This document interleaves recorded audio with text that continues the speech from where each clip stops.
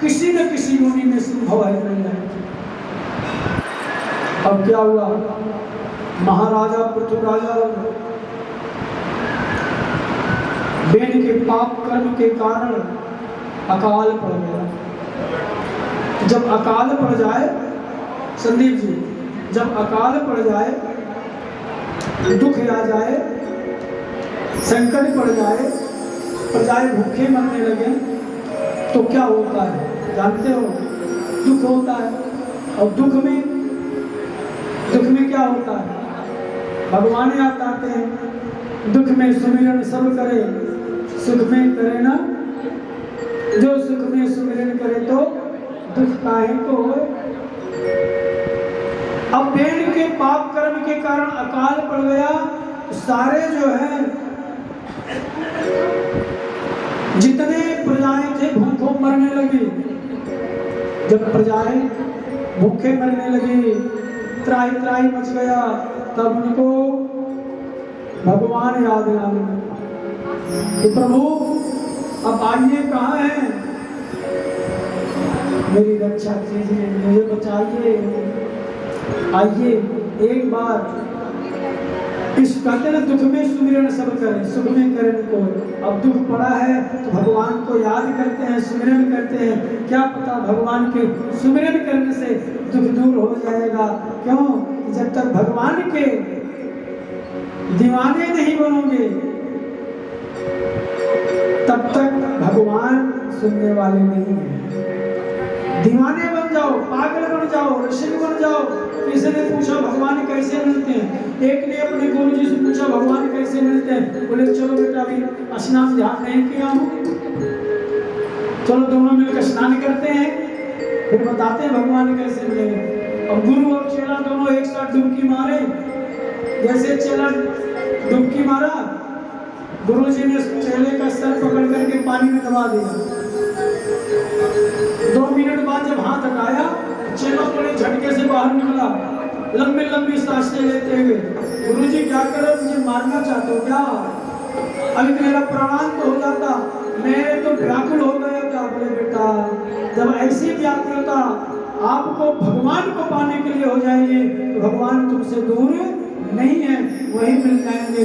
आइए हम सब भी एक बार भगवान के दीवाने हो जाए।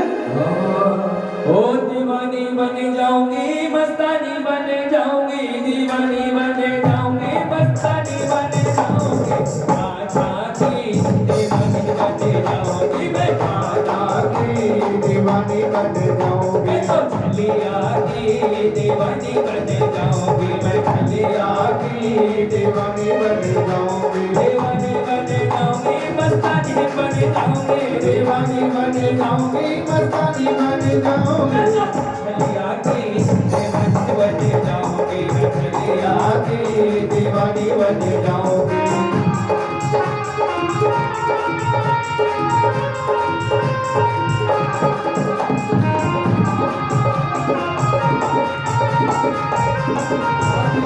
दीवानी बन जाऊंगी।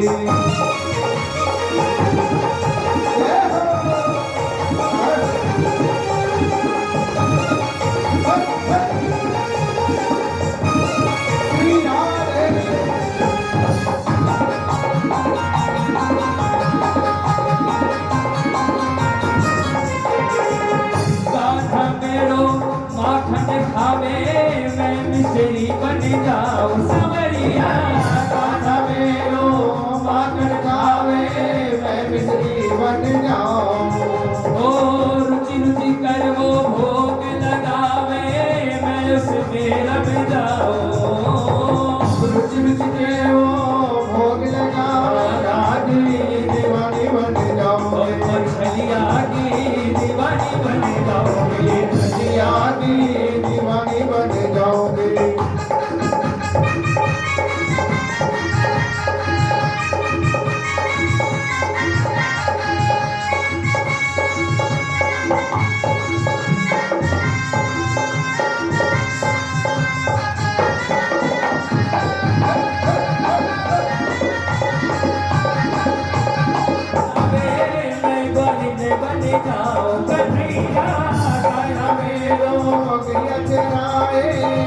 दीवानी बन जाऊं। पीछे पीछे छुप के गाय चराने ओ मस्तानी बन जाऊंगी, मस्तानी बन जाऊंगी, मस्तानी बन जाऊंगी, मस्तानी बन जाऊंगी। मैं तो छलिया की दीवानी बन जाऊंगी, छलिया की दीवानी बन जाऊंगी। मैं तो कान्हा की दीवानी बन जाऊंगी, कान्हा की दीवानी बन जाऊंगी। पृथ्वी पर अकाल पड़ गया। महाराजा पृथ्वी का राज्य आ गया, प्रजाएं भूखों मरने लगी। सोचा ही नृपति जो नीत न जाना, जही न प्रजा प्रिय प्राण समाना। उस राजा के लिए चिंता करनी चाहिए, सोच करनी चाहिए। जिस राजा के राज्य में प्रजा दुखी है,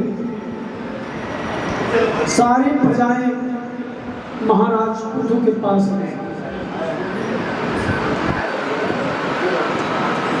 सभी प्रजाएं महाराज पृथु के पास जाकर के एक स्वर में प्रार्थना की, महाराज हम लोगों का क्या होगा? इसी प्रकार से अगर अकाल पड़ेगा तो हम लोग जीवित कैसे रहेंगे? पालन पोषण कैसे होगा? महाराज पृथु ने कहा क्या हुआ? बोले तुम्हारे पिता के राज्य से ही पृथ्वी पर अकाल पड़ गया। और एक पुत्र का धर्म होता है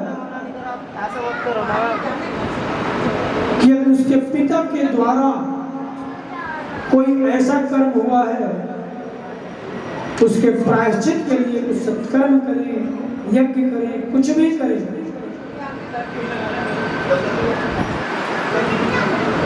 महाराज पृथु कहते चिंता मत करो, मैं उपाय करता हूं।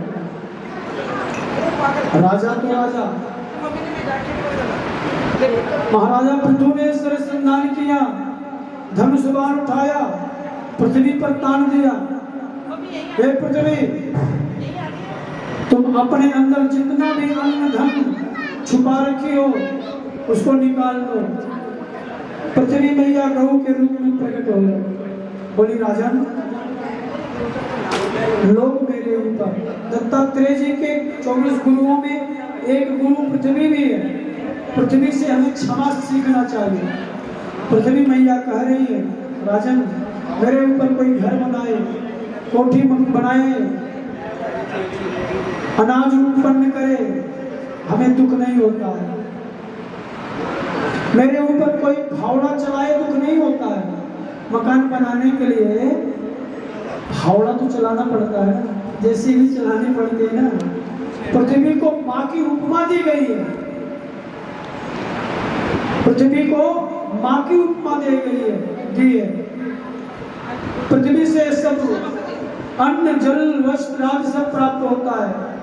पालन करने वाली मैया पृथ्वी है, लेकिन माँ पृथ्वी के ऊपर जब फावड़ा चलाया जाता है, प्रहार किया जाता है, बोरिंग किया जाता है, माँ पृथ्वी के सीने को चीर करके अंदर तक जो पानी उन्होंने अपने अंदर छुपा रखा है, यह मनुष्य उसको भी निकाल देता है।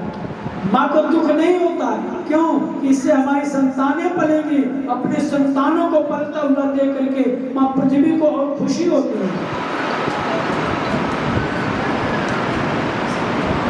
तुम्हारे पिता वेद ने पृथ्वी मैया से, माँ अब तुम्हारे ऊपर अत्याचार नहीं होगा, अब महाराजा पृथु का राज चल रहा है। और माँ पृथ्वी ने कहा कि हमारा आदेश है, तुम जैसे धरती को बना सकते हो वैसे बनाओ। महाराज पृथु ने जितने पहाड़ थे अपने बाणों के द्वारा काट काट करके समतल कर दिया और अश्वमेघ यज्ञ किया। यज्ञ भगवान प्रसन्न हुए। यज्ञ करते हैं इसीलिए यज्ञ होगा, धुआं से बादल बनेगा, बादल से बारिश होगी तो अन्न उपजेगा। आज महाराजा पृथु के राज्य में सारी प्रजाएं खुशहाल पूर्वक जीवन व्यतीत करने लगी। यज्ञ हुआ, यज्ञ नारायण भगवान प्रसन्न हुए, बोले महाराज पृथु आपको क्या चाहिए? आपके यज्ञ से यजमान किसे कहते हैं लाला जी? यजमान का मतलब यह नहीं है कि आप हमारे यजमान हो, आप हमें दक्षिणा दोगे तो हमारे यजमान हो, ऐसा नहीं। यजमान का मतलब होता है यज्ञ। यज्ञ माने यज्ञ, यज्ञ का मतलब यज्ञ। जो यज्ञ का मान करे उसे यजमान कहते हैं। जो अपने सनातन धर्म का कितने कितने राजा लोग अश्वमेध यज्ञ किए, कितने कितने यज्ञ किए, अर्थात उस यज्ञ का मान किए, उसे यजमान कहा जाता है। हम आप ही नहीं, आप ही एक नहीं, हम सब यहाँ पर एक यजमान के रूप में हैं। हमें अपने सनातन का मान करना चाहिए, यज्ञ का मान करना चाहिए, संत का मान करना चाहिए। यही यजमान जो यज्ञ का मान करे, सम्मान करे, उसे यजमान कहते हैं। आज आप धन्य हैं। क्या जरूरत थी ये सब करने का? लेकिन आपको अपने सबको अपने सनातन के प्रति श्रद्धा है, अपने धर्म के प्रति श्रद्धा है, अपने शास्त्र के प्रति श्रद्धा है, अपने कथा पूजा यज्ञ अनुष्ठान के प्रति श्रद्धा है। सभी लाखों रुपए खर्च करके हमारा समझते यह भक्त समुदाय नित्य प्रतिदिन कभी न कभी यदा कदा जो है यज्ञ अनुष्ठान भजन कीर्तन सत्संग इस विवेकानंदपुरी के पावन नगरी में करते रहते हैं। जब बाहर मुझे सुनने को मिलता है भाई आपके विवेकानंदपुरी में हफ्ता तो भले बीत जाए, महीना नहीं बीतता है, कभी सुंदरकांड, कभी बालाजी सेवा संघ के माध्यम से भजन, कभी इस गुप्ता परिवार समस्त वैश्य परिवार के तरफ से यह सब यज्ञ अनुष्ठान भजन कीर्तन कथा आदि होता रहता है। आपका विवेकानंदपुरी तो धन्य हो जाता है। आप सभी के कारण हमारा भी सर ऊंचा हो जाता है कि धन्य है हम सब ऐसे जो कार्य करते हैं।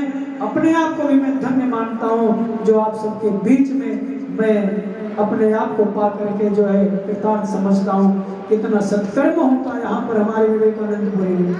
भाव यहाँ मैं किसी को खुश करने के लिए नहीं कर रहा हूँ, केवल अपने सनातन धर्म के प्रति जो आप सबकी श्रद्धा है, आपकी श्रद्धा को, आपके भाव को मैं प्रणाम करता हूँ।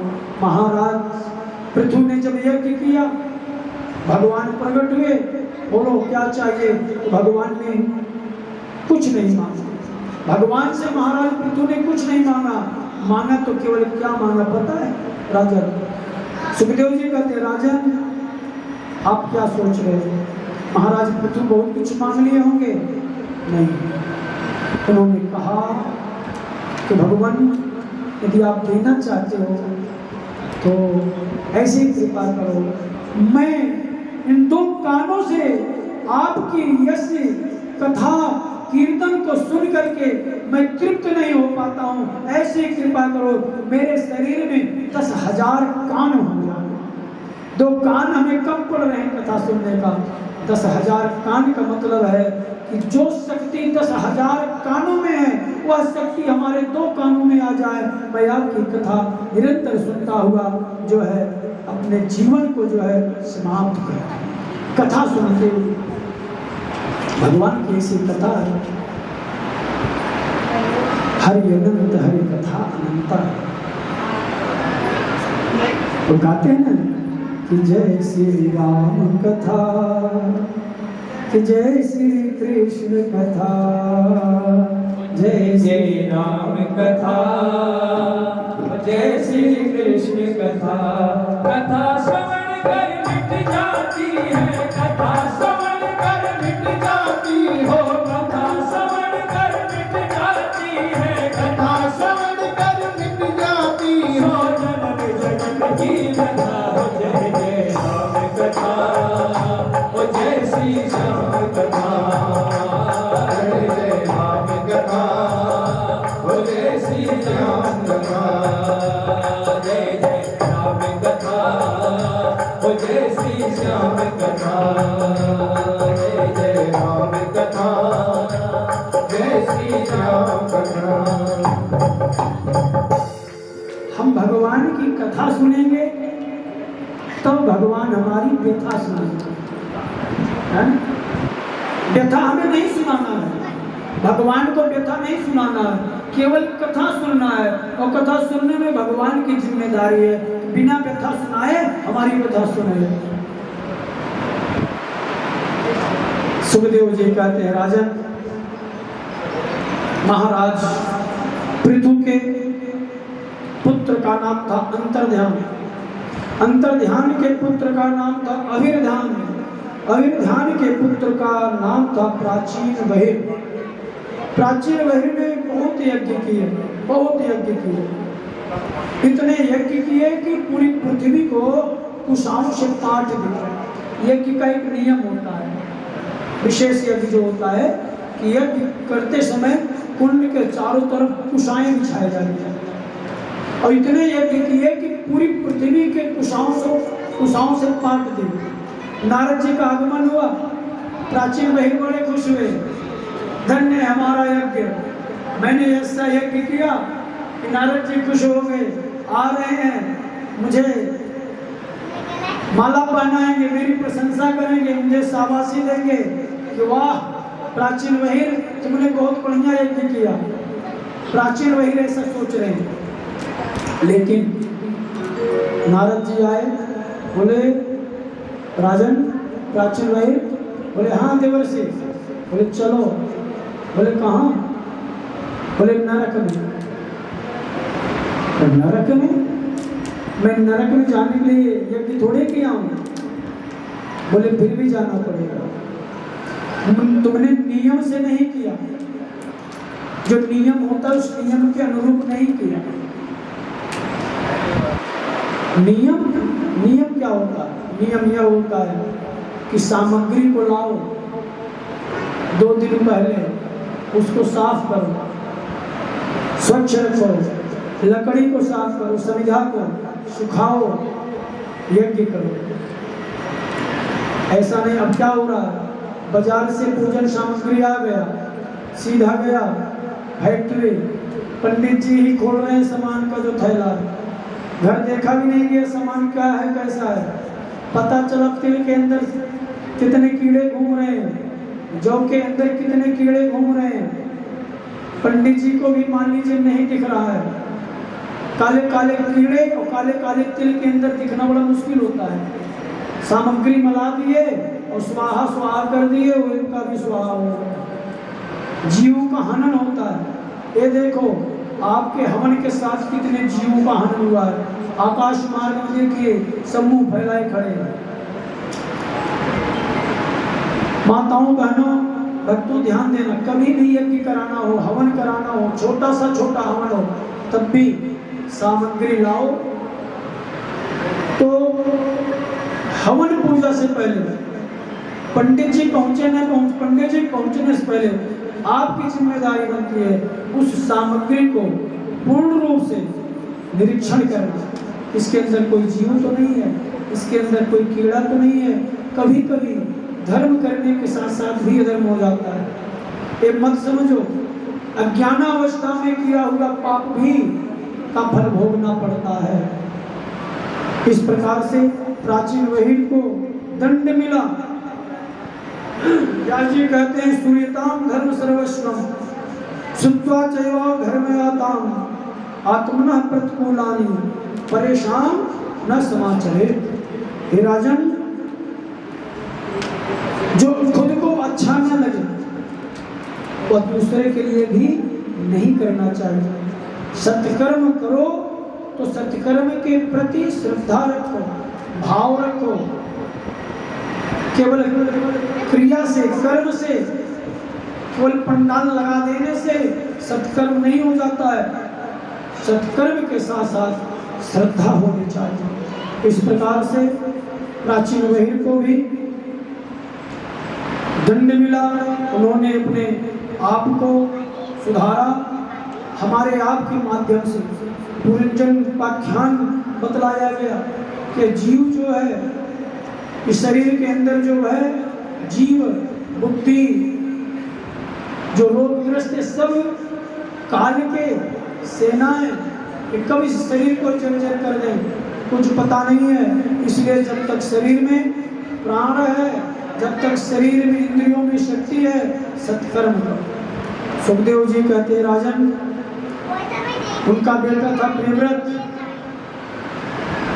प्रियव्रत का बेटा था आग्नेत्र, आग्नेत्र का बेटा था नाभि, नाभि का बेटा था ऋषभदेव, जिन्होंने जैन धर्म का जो है, जो जैन धर्म के प्रवर्तक है ऋषभदेव, जिसमें 24 तीर्थंकार होते, जैसे हमारे में 24 अवतार भगवान ने। ऋषभदेव जी के 100 पुत्र, एक दिन ऋषभदेव जी अपने 100 पुत्रों को बुलाए, बोले बेटा तुम्हारा जन्म किस लिए हुआ है? सभी पुत्रों ने कहा नायं देहो देभाजं नृलोके कष्टान कामात् अर्हते तपो दिव्यं पुत्र का येन सत्कं शुद्धैस्माद् ब्रह्म सौख्यं तुरंतम्। पूछा गया बेटा शरीर किस लिए मिला है? सभी ने कहा खाने के लिए, पीने के लिए, घूमने के लिए, टहलने के लिए, ऐसो आराम करने के लिए। ऋषभदेव जी ने कहा नहीं बेटा, बड़े भाग्यमान सुतन पावा, सुर दुर्लभ सदग्रंथ निगावा, इसलिए तुम्हारा शरीर नहीं मिला हुआ है। खाओ पियो घूमो, तुम्हारा शरीर मिला हुआ है भजन करने के लिए, सत्संग करने के लिए। महत् सेवा द्वार बाहुर्मिक्तोस्तमोद्वारम योगिनाम संगिगम्मा महान्तस्मे समचित्ताः प्रसन्ना प्रशांता विमन्य सुहृद साधवे। तुम्हारा जो शरीर मिला हुआ है ये मुक्ति का द्वार है, साधन है, साधन धाम मोक्ष कर द्वारा, पाई न कहीं परलोक सवारा। ऐसा मानव तन पा करके यदि अपने आप को तुम नहीं संवारे, तुम्हारा जीवन बेकार है बेटा। इसलिए सत्संग करो बेटा, भक्ति करो, भजन करो, भजन में ही कल्याण है। इस प्रकार से ऋषभदेव जी अपने 100 पुत्रों को उपदेश देते, क्योंकि बिना भजन के मानव जीवन बेकार है। एक संत कहते हैं कि हाथी के दांतों के खिलौने बने भांति भांति, बाघन की खाल शिव शंकर मन भाई है। हाथी जब मर जाता है तो उसका जो दांत रहता है ना, जानते हो कितना महंगा हो, तो मरने के बाद भी बिक जाता है। बाघ मार दिया गया, मर गया, उसकी खाल भगवान भोलेनाथ को बाघंबरधारी है, उनको प्रिय है। हाथी के दांतों के खिलौने बने भांति भांति, बाघन की खाल शिव शंकर मन भाई है। मृगन की खालन को राखत है जोगी यति, और बकरी की खाल थोड़ा पानी भर लाई। सावर की खालन को बांधत है सिपाही लोग, और गंडन की खाल राजा रावण सुहाई है। कहे कवि दयाराम राम के भजन बिना, मानुष की खाल कछु काम नहीं। तमाम खुर्द कला चले गए जमी के तले, चले गए पहले वतन जमी के तले। जो उठा ना सकते थे भार कभी फूलों का, वे भी दबे पड़े हैं नाजुक बदन जमी के तले।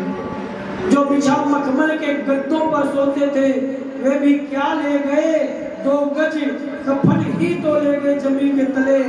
नमूने हुस्न पर क्यों अकड़ कर चलता है, छिपेगा एक दिन यह तन जमी के तले। मिट्टी की काया मिट्टी में एक दिन समाएगी, ना सोना काम आएगा ना। बेटा जो तुम कह रहे हो ना ऐसो आराम करने के लिए मिला हुआ है, तो तुम्हारा यह मानव शरीर ऐसो आराम करने के लिए नहीं मिला है, भजन करने के लिए मिला हुआ है। तो सखदेव जी के उपदेश से उनके 81 पुत्र, 100 पुत्र थे सखदेव जी के, ऐसा उपदेश दिए कि 81 पुत्र तुरंत उसी समय निकल गए भजन करने के लिए। पिताजी आज मैं जाग गया, आज तक मुझे कोई जगाने वाला नहीं मिला। उठ जाग मुसाफिर भोर भाई, और रैन कहाँ जो सोवत है। जागना किसे कहते हैं? जब हनुमान जी की बात को सुनकर के विभीषण ने कहा आज मैं जाग गया,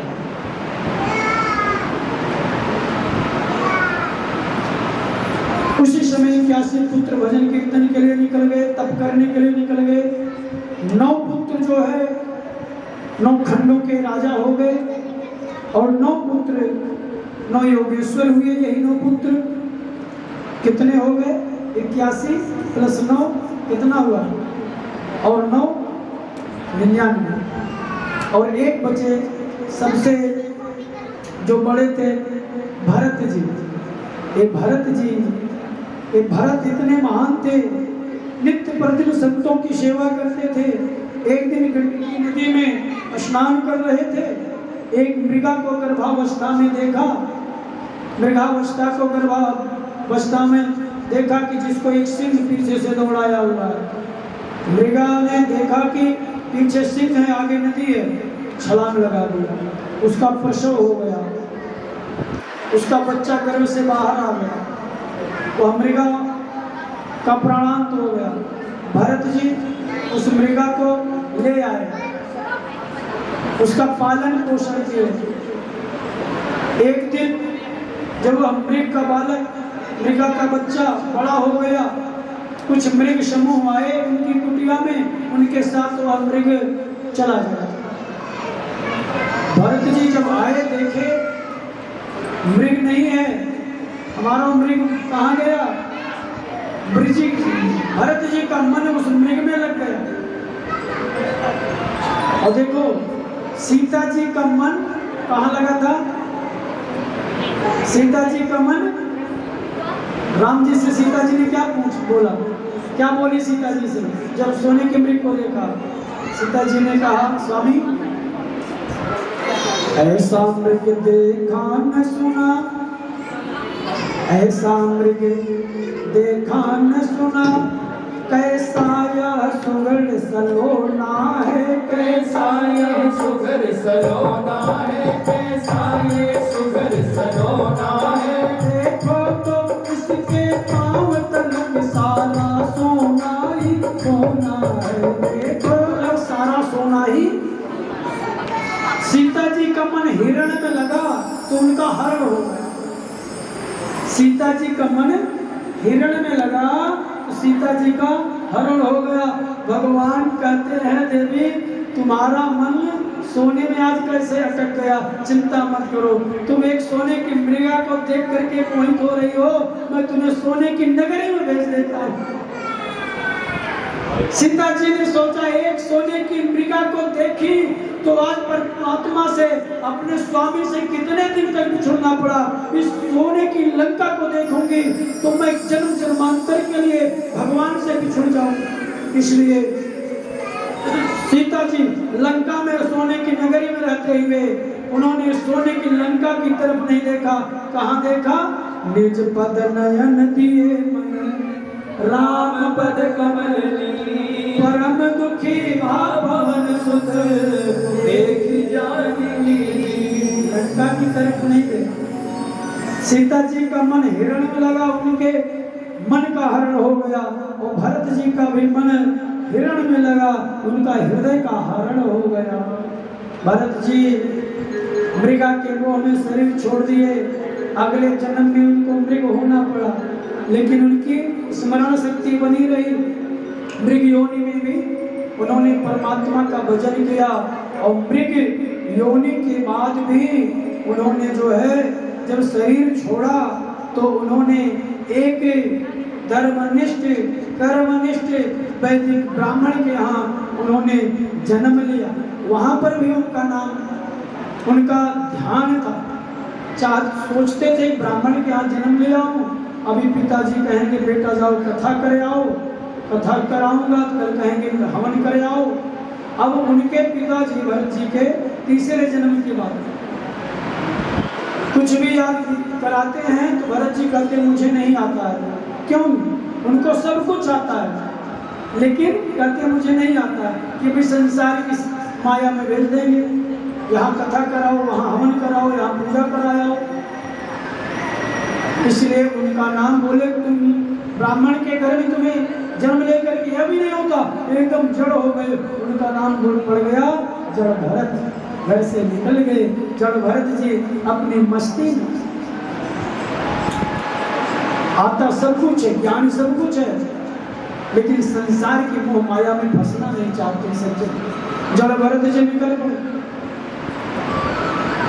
रास्ते में राजा रघुगढ़ की पालकी जा रही थी, एक कहार बीमार पड़ गया। राजा रघुगढ़ ने कहा कि मोटा ताजा तो है, इसको क्यों नहीं लगा लेते। अब कहारों ने जड़ भरत जी को बोले सुनो कहाँ जा रहे हो, इधर आओ, मेरे राजा का एक कहार बीमार पड़ गया है, चलो जरा पालकी लेकर के चलना है। जड़ भरत जी बोले चलो।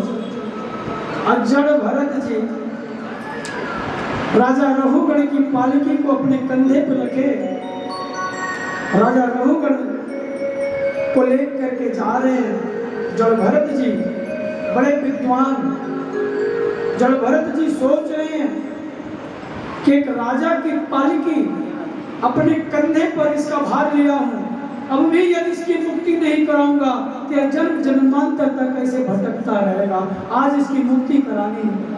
जड़ भरत जी जा रहे हैं, कोई चींटी भी देखते हैं ना कूद जाते हैं। जड़ भरत जी रघुगढ़ जी जाकर के ऊपर टकरा जाते हैं, जैसे जड़ भरत जी बोलते, रघुगढ़ जी भारत जी को डांटते हैं, कैसा मूर्ख है, इसको चलना भी नहीं आता, देखने में इतना मोटा ताजा, चल भी नहीं पा रहा।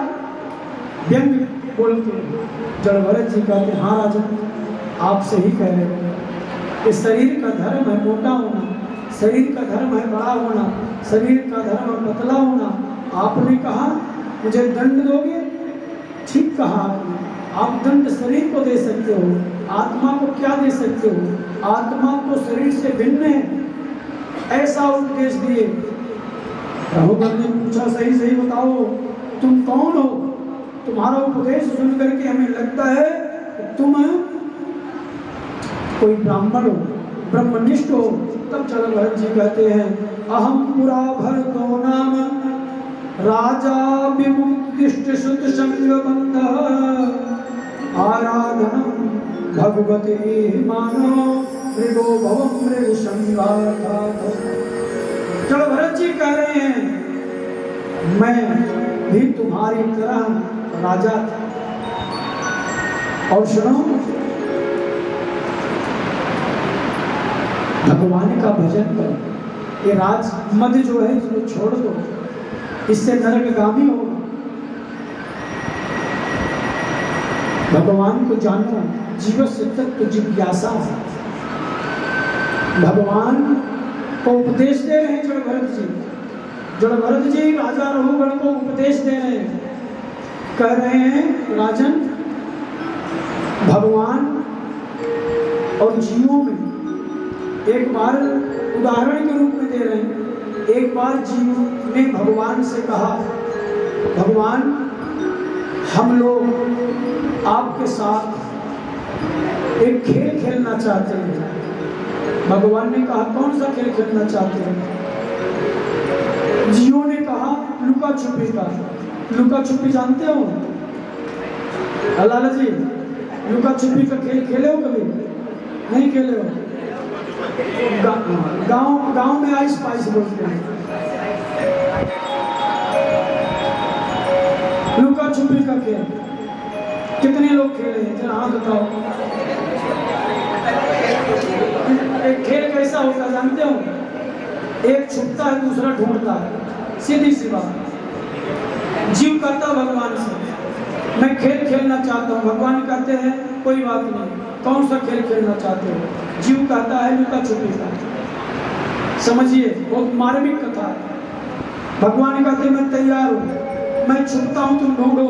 जीव बड़ा चालाक, जीव बड़ा चालाक। जीव कहता नहीं पहले मैं छुपूंगा तुम ढूंढो। जीव छुपता है, छुपने का मतलब प्रलय आ जाता है, सब जलमग्न हो जाता है, कहीं कोई नहीं रहता है, सारे जीव प्रलय के सागर में डूब जाते हैं, छुप गए, विलुप्त हो गए, कहीं कोई नहीं है। फिर भगवान सृष्टि का निर्माण करते हैं, उन जीवों को ढूंढ ढूंढ करके फिर से सृष्टि की संरचना करते हैं। पुनः जो सृष्टि देख रहे हो, अनेकों बार यह सृष्टि बनी है, अनेकों बार बिगड़ी है, अनेकों बार बनेगी, अनेकों बार बिगड़ेगी। पूरा जलमग्न हो गया, फिर से धरती का पुनर्निर्माण हुआ, फिर से जीवों का पुनर्निर्माण हुआ।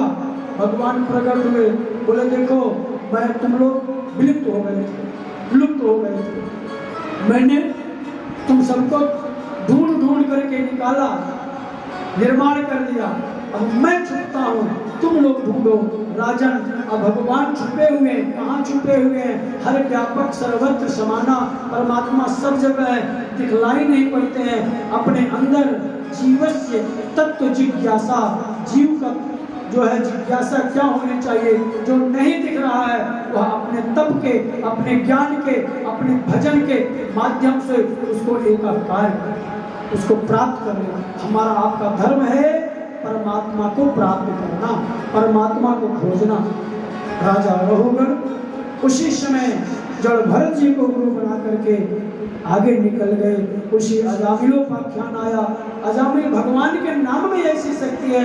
अजामिल नाम का ब्राह्मण जो इतना पापी था, वह एक बार कुछ संत लोग आए, उसके पास कोई संतान नहीं, जो संतों को देख करके जलता था, ईर्ष्या करता था।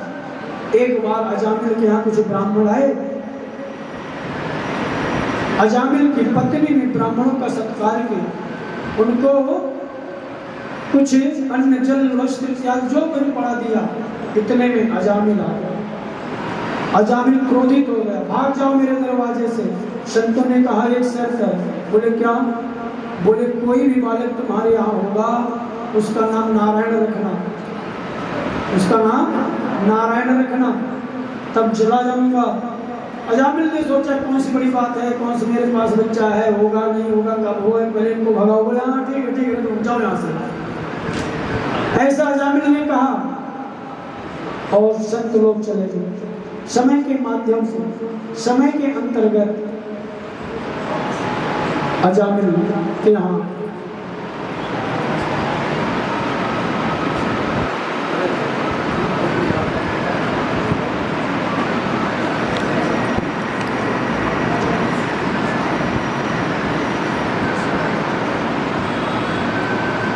सर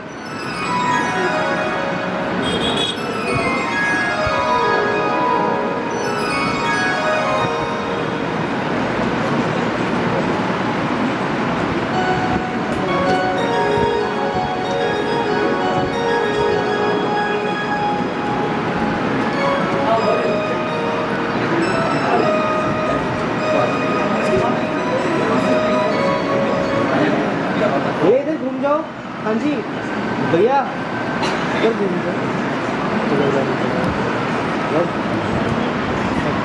रखा। उसके पाप कर्म के कारण जब उसको यमदूत लेने के लिए आए, सुखदेव जी कहते राजा, तो अजामिल अपने पुत्र से इतना स्नेह करता था कि नारायण नारायण नारायण बुलाने लगा। और नारायण उसका बेटा वहां था नहीं। जिस शब्द की गुंजार भगवान नारायण के कान में पहुंचे और भगवान नारायण के पास सदा गए। भाव को भाव अलख आलसम, नाम जपते मंगल दिश दसम। कैसे भी लो भगवान का नाम, उसका फल अच्छा ही मिलता है। सुखदेव जी कहते राजा, भगवान के नाम की इतनी महिमा है कि स्वयं भगवान में भी उतनी शक्ति नहीं जितनी शक्ति भगवान के नाम में। भगवान अगर एक को तारे होंगे तो भगवान का नाम अनेकों को तारा होगा। कहते हैं कई लाखों तर गए हैं तेरे नाम जपते। एक भक्त को शंका होती है कि प्रभु आप यहाँ क्या कर रहे हो? जो शक्ति भगवान में है उससे भी ज्यादा शक्ति भगवान के नाम में है, जिस नाम का रसपान हमारे समस्त भगवत प्रेमी कर रहे हैं। संत महात्मा कहते हैं हाँ, भगवान से ज्यादा भगवान के नाम में शक्ति है। एक भक्त भगवान के पास चला गया और भगवान से पूछा, प्रभु मैं आपसे जानना चाहता हूँ आपके नाम की महिमा क्या है? तो भगवान ने क्या उत्तर दिया पता है? भगवान ने कहा कि कहूँ कहाँ लगी करहूँ बड़ाई, कहूँ कहाँ लगी करहूँ बड़ाई। नाम न सकही नाम गुण गाई। राम न सकही राम गुण गाई। नाम न सकही नाम गुण गाई। भगवान राम जी ने कहा, रामचरितमानस के बालकांड में आप प्रवेश कीजिए कि कहूँ कहाँ लगी करहूँ बड़ाई, राम न सकही नाम गुण गाई। मेरे बश की बात नहीं है, मैं नाम की महिमा का वर्णन नहीं कर सकता हूँ। जिस नाम की महिमा आप सब श्रवण कर रहे हैं, इस नाम की महिमा का वर्णन स्वयं राम जी भी बताने में असमर्थ हो गए। भक्तों ने आकर के पूछा संतों से, महात्माओं से, प्रभु ये कैसे राम है जिस राम को अपने नाम की महिमा नहीं पता है? संत महात्मा ऋषिजन कहते हैं क्या हुआ? भक्तजन कहते हैं कि मैं राम जी के पास गया और राम जी से पूछा, प्रभु आपके नाम की महिमा क्या है? भगवान ने कहा, कहूँ कहाँ लगी करहूँ बड़ाई, राम ने सकही नाम गुण गाई। मेरे बश की बात नहीं है। संत महात्मा जन, मनीषी जन कहते हैं भगवान कभी गलत नहीं बोलते। भगवान ने जो कहा वह सही कहा, भगवान सत्य कह रहे हैं। अरे भगवान क्या जाने नाम की महिमा। बोले आप भी कैसी बात कर रहे हो? बोले एक बात बताओ, दूध माँ के स्तन में होता है। बोले हाँ, तो क्या उस दूध का स्वाद माँ जानती है? दूध माँ के स्तन में होता है, क्या उस दूध का स्वाद माँ जानती है? नहीं जानती है। कौन जानता है? बालक जानता है, क्योंकि बालक ही उस दूध का पान करता है। इसी प्रकार से भगवान राम भी अपने नाम की महिमा नहीं जानते उतना जितना भक्त जानता है, क्योंकि भक्त ही भगवान के नाम का रसपान करता है।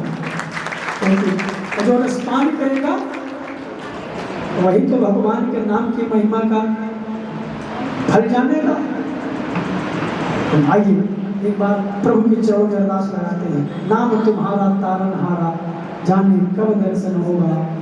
एक लाइन, तेरी रचना इतनी सुंदर, कब तेरा दर्शन होगा, नाम तुम्हारा तारनहारा, कब तेरा दर्शन होगा। जिसकी प्रतिमा दर्शन होगा, जिसकी प्रतिमा इतनी सुंदर, वो कितना सुंदर होगा, वो कितना सुंदर होगा, वो कितना सुंदर होगा, वो कितना सुंदर होगा। जितना भी लिया जाए उतना ही कम समझ। रामचरित्र जे सुनत अघाही, रस विशेष जाना। भगवान की कथा से कभी तृप्त न हो, हमेशा पिपासु बना रहे, कितना भी सुन।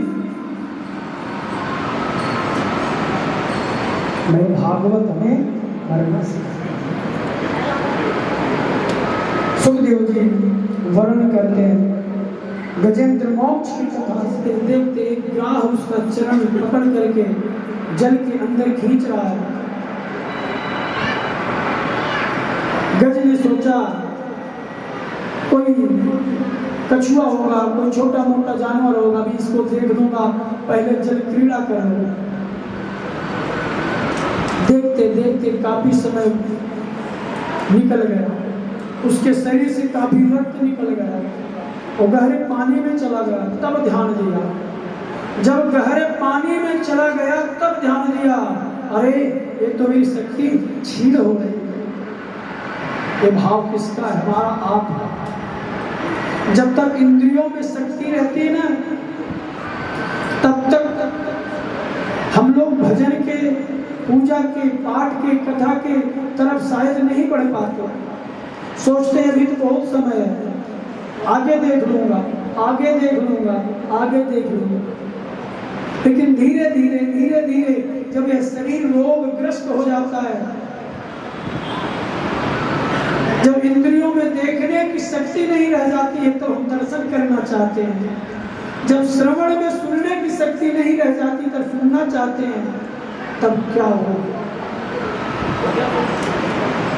अब ग्राह अथाह सरोवर में डूबने लगा, अपने परिवार को पुकारता है, बच्चों को, पत्नियों को पुकारता है। सभी बारी बारी आकर के सूंड से सूंड मिला करके गज को बचाने का प्रयास करते हैं। जब उनका प्रयास असफल हो जाता है ना, तो वे परिवार भी छोड़ करके चले जाते हैं। बाद मरने के मेरे लाश घर वालों को मत देना। क्यों?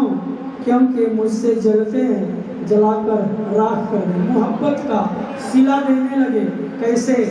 चिता में रखकर चल दिए, ना दुआ ना सलाम। हाय, इतनी देर में जमाना बदल गया। शुक्रिया, एक कब्र तक पहुंचाने वाले शुक्रिया। अब अकेला ही चला जाऊंगा इस मंजिल से, कोई साथ नहीं जाता, अकेला।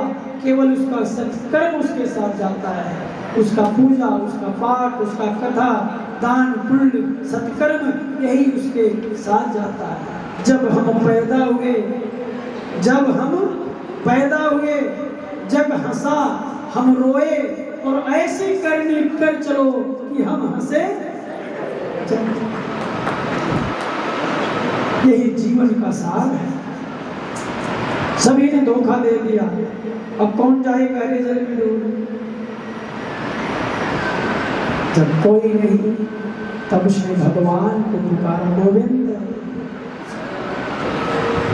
हे नाथ, कि मेरा कोई ना सहारा बिन तेरे, घनश्याम संवरिया मेरे, मेरा कोई ना सहारा बिन तेरे, घनश्याम संवरिया मेरे, ये घनश्याम संवरिया मेरे, घनश्याम संवरिया मेरे,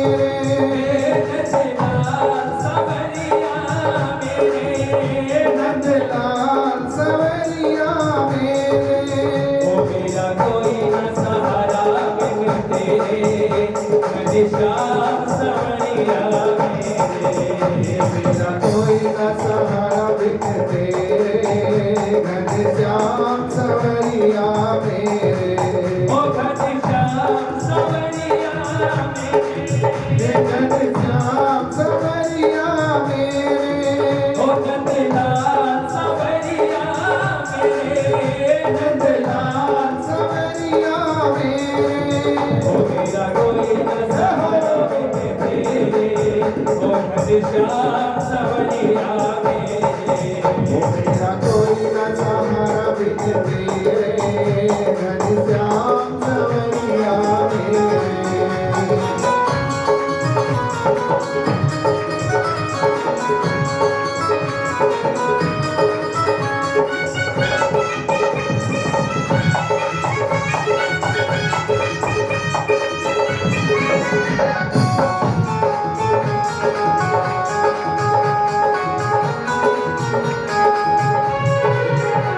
तेरे बिन मेरा कौन यहाँ, तेरे बिन मेरा कौन यहाँ। प्रभु तुम्हें छोड़ अब जाऊँ कहाँ। ओ प्रभु तुम्हें छोड़ अब जाऊँ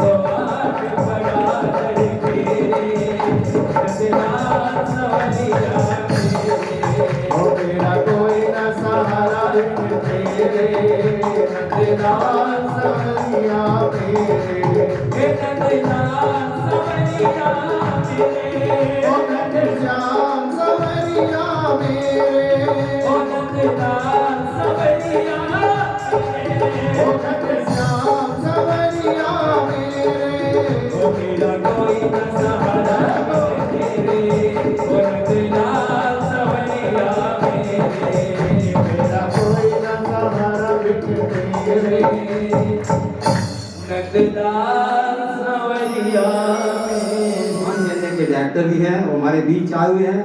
मैं आप सबकी तरफ से उनका स्वागत करता हूं और उनसे निवेदन करता हूं कि महाराज जी के पास आने का कष्ट करें। आओ बेटा।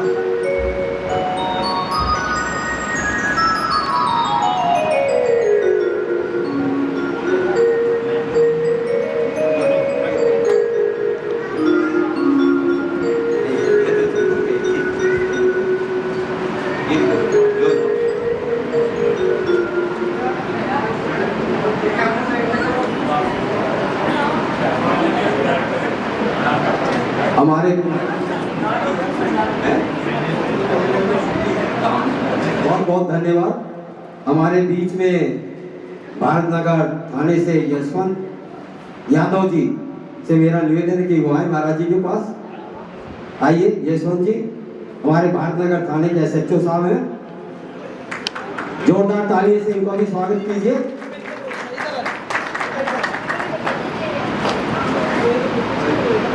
आओ जी।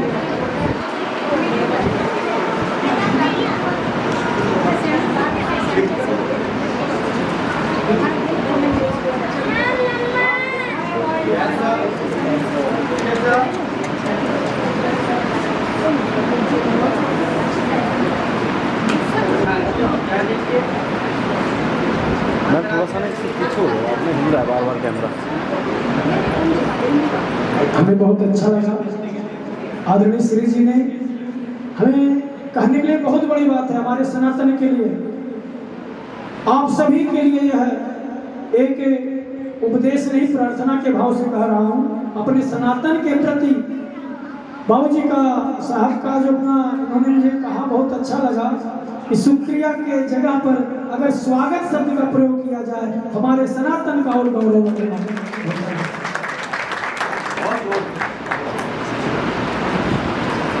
हमारे बीच में श्री मुकेश जी जो कि वरिष्ठ अधिवक्ता है राष्ट्रीय स्वयं संघ के, उनसे मेरा निवेदन आने आकाश है। मुकेश जी आइए, मैं आप ही को बुला रहा हूँ। नहीं ऐसे नहीं।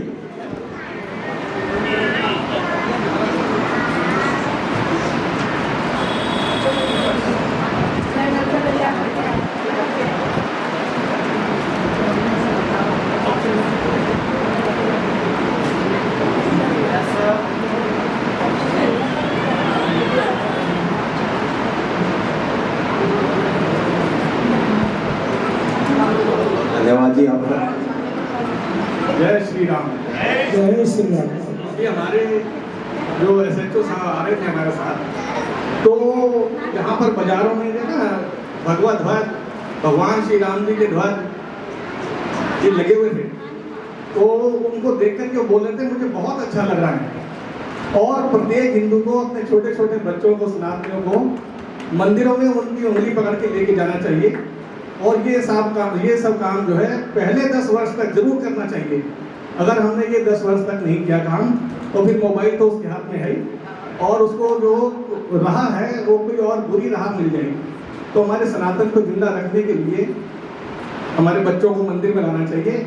अब बड़ी बात यह है कि एक SHO साहब ऐसा बोल रहे हैं तो आदर के और लायक के बहुत बहुत सम्मान के पात्र हैं वो। मैं उनकी इस बात को सुनकर बहुत खुश हुआ, बहुत अच्छा लगा। भगवान उनका मंगल करें। बहुत बहुत धन्यवाद मुकेश जी। SHO साहब आपका भी बहुत बहुत धन्यवाद, और सिंगल साहब आपका भी। मेरा कोई न सहारा बिन तेरे, प्रभु आपके सिवा मेरा कोई नहीं है। अगर संसार वालों ने हमें धोखा दे दिया, भगवान कहते हैं जिसका कोई नहीं होता है उसका सर्वधर्मान परित्यज्य मामेकं शरणं व्रज अहं त्वा सर्वपापेभ्यो मोक्षयिष्यामि मा शुचः। गीता के 18वें अध्याय के 66वें श्लोक में भगवान कहते हैं सर्वधर्मान परित्यज्य मामेकं शरणं, सबका आसरा छोड़ करके केवल मेरी एक शरण में आ जाओ, उसके बदले में अहं त्वा सर्वपापेभ्यो, मैं तुम्हें समस्त पापों से मुक्त कर दूंगा, मोक्षयिष्यामि मा शुचः, मैं मोक्ष दिला दूंगा, सत्य कह रहा हूं। आज भगवान की जब करुण पुकार गजने किया तो भगवान गोविंद कहा, गो शब्द कहा, बिंद पूर्ण नहीं कर पाया था, तब तक तो मेरे भगवान ने गज जो है ग्रह का उद्धार कर दिया। लोग कहते हैं पुकारा गज ने और उद्धार पहले ग्रह का कर दिए।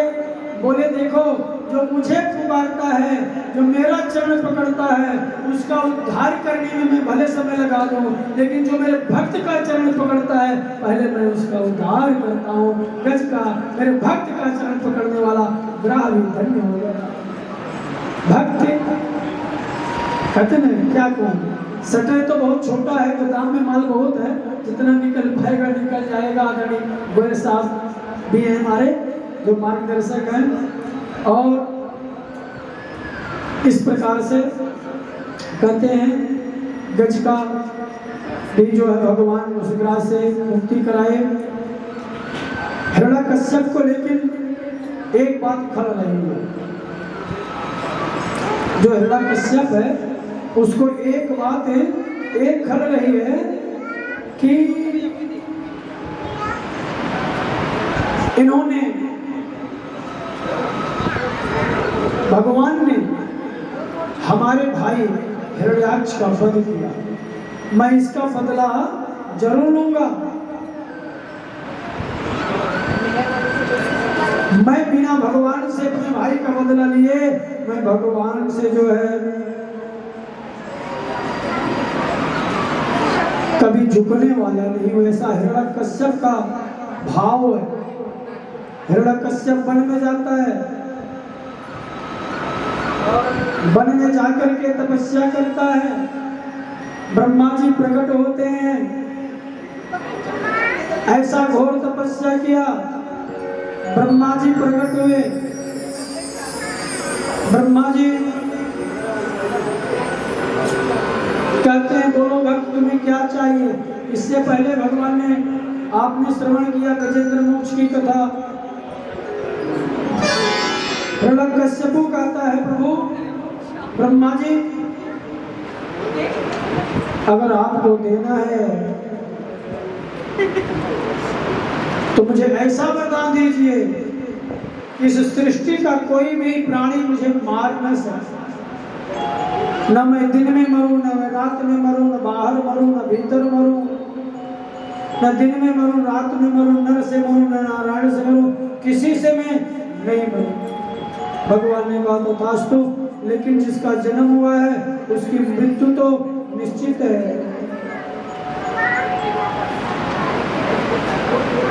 ब्रह्मा जी बिना समय लगाए हिरण्यकश्यप को वरदान दिए। हिरण्यकश्यप वरदान पाते ही वह अपने वरदान का दुरुपयोग करने लगा। देखिए चाहे तन हो, चाहे धन हो, चाहे शक्ति हो, यह पाना बड़ी बात नहीं है। किसके पास बहुत शक्ति है बड़ी बात नहीं है, किसके पास बहुत धन है यह बड़ी बात नहीं है। बड़ी बात तो यह है उस तन का, उस धन का सदुपयोग हो रहा है या दुरुपयोग हो रहा है। अगर सदुपयोग हो रहा है उसके धन की, उसके भाव की बड़ी कृपा है, भगवान ने उसके तन को, उसके धन को स्वीकार किया। हिरण्यकश्यप शक्ति पा करके वह देवताओं पर चढ़ाई कर लिया, सारे देवता मारे मारे फिरने लगे। अब क्या किया, सारे देवता भगवान को पुकारते हैं प्रभु इस दैत्य से मेरी रक्षा करो। भगवान कहते हैं चिंता मत करो, उसके घर में जो बालक होने वाला है ना, भक्त प्रहलाद जो मुझे लाने का निमित्त बनेगा, मुझे कारण बनेगा, जिसके कारण मैं आकर के हिरण्यकश्यप का उद्धार करूं। सज्जनों, समया भाव है और दैत्यों को मारने में, राक्षसों को मारने में मैं नहीं समझता हूँ। कथा पढ़ानी है तो भगवान की कथा पढ़ाओ, कथा पढ़ानी है भगवान की कथा पढ़ाओ। दैत्यों को और राक्षसों की कथा पढ़ाना मैं उचित नहीं समझता हूँ। भगवान के भक्तों की कथा को मैं पढ़ाना उचित समझता हूँ। इसलिए बिना समय लगाए मैं जल्दी से जल्दी हिरण्यकश्यप का उद्धार करवाना चाहूँगा। भक्त प्रहलाद का जन्म हुआ, हिरण्यकश्यप बहुत प्रसन्न हुआ। हिरण्यकश्यप भक्त प्रहलाद का संस्कार कराया, मुंडन संस्कार अपने रीति रिवाज से, ब्राह्मणों को बुला करके नहीं। उसके गुरु हैं कौन? दैत्य गुरु शुक्राचार्य। संडामर के जो उसके विद्यालय में पढ़ा रहे हैं, जिस विद्यालय में भक्त प्रहलाद का जो है नाम लिखवा दिया गया पढ़ाने के लिए, और भक्त प्रहलाद को अपने सनातन के प्रति जितनी भी दुर्भावनाएं हैं, भक्त प्रहलाद को पढ़ाया जा रहा है। लेकिन भक्त प्रहलाद तो जो है कुछ और ही पढ़ रहे हैं।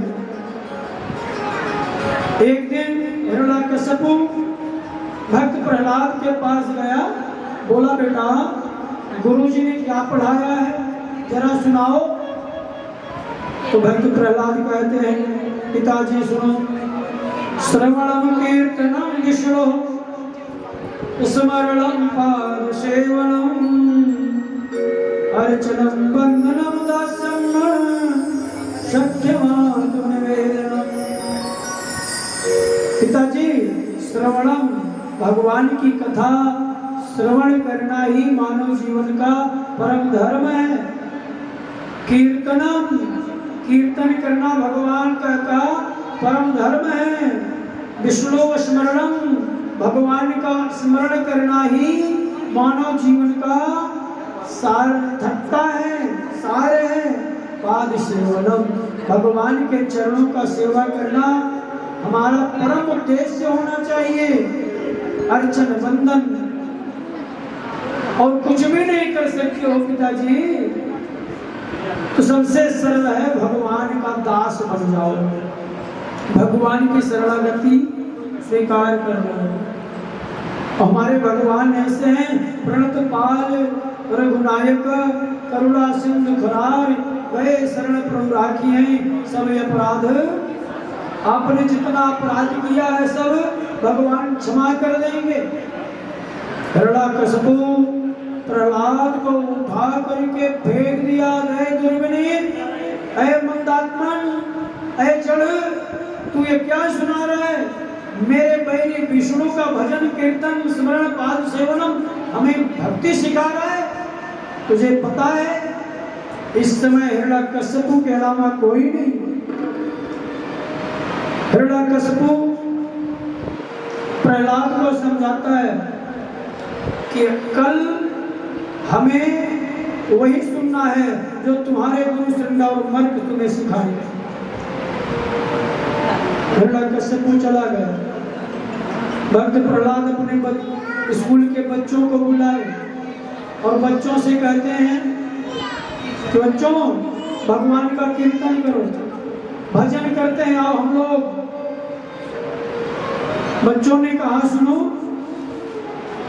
हम भगवान का भजन क्यों करें, हम भगवान का कीर्तन क्यों करें? भगवान हमारे लिए क्या करते हैं? सेवा हमारी धर्म पत्नी करती है, पालन पोषण हमारे पिताजी करते हैं, दुग्धपान हमारी माँ करती है। हमें कोई दुख होता है, संकट होता है, हमारे सगे संबंधी जन हमारा सहयोग करते हैं। हर दुख में सुख में हमारे सगे संबंधी रहते हैं, हमारा परिवार रहता है। तुम्हारे भगवान ने क्या किया है जो तुम्हारे भगवान का कीर्तन करो? तो प्रहलाद जी कहते सुनो, घरानि भूमौ पशो हि घोष्टे नारी गृहद्वार सखा शमशाने। जो घर है यहीं रह जाएगा, जो भूमि है यहीं रह जाएगी, जो धन संपत्ति है यहीं रह जाएगी। नारी गृहद्वार सखा शमशाने। पत्नी जो है आपके मरने के बाद 2 कदम तक साथ निभा सकती है। सगे संबंधी जो है शमशान तक जाकर के आपको पहुंचा सकते हैं। देहेश्चितायाम परलोक मार्गे। यह जो तुम्हारा शरीर है यह शरीर चिता में जल करके भस्म हो जाएगा, तुम्हारे साथ तुम्हारा शरीर भी नहीं जाएगा। तब क्या जाएगा मेरे साथ? बच्चों ने पूछा। तब प्रहलाद जी ने कहा कि तुम्हारे साथ क्या जाएगा सुनो। देहेश्चितायाम परलोक मार्गे धर्मानुरागो गच्छत जीव एक।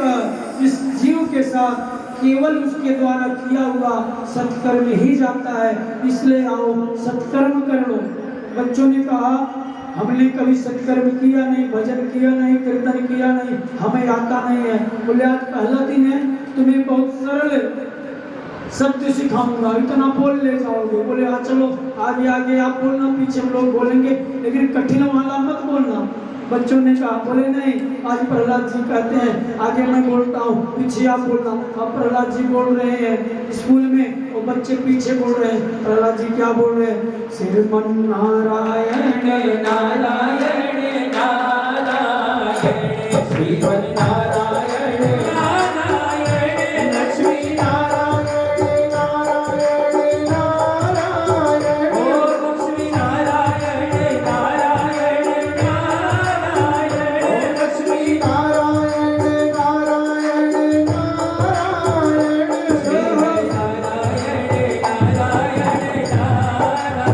ओ श्रीमन नारायण नारायण नारायण।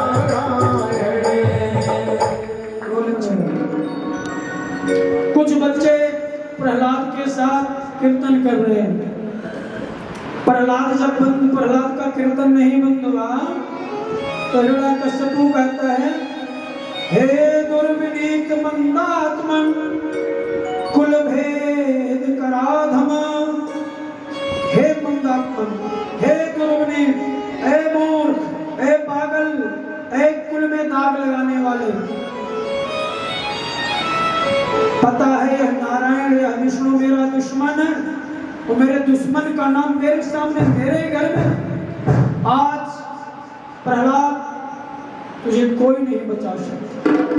प्रहलाद को मारने का उपाय नाना प्रकार से हिरण्यकश्यपु ने किया। अग्नि में जलाने का प्रयास किया, पहाड़ से गिराने का मार करके प्रयास किया, जल में डुबा करके मारने का प्रयास किया। उसकी बहन होलिका को लेकर के अग्नि में बैठा दिया, मारने का प्रयास किया। लेकिन उन चिरागों को कौन बुझाएगा जिसकी जमानत हवाओं ने ली। जाको राखे साइया मार सके ना कोई, बारन भाका कर सके चाहे जग।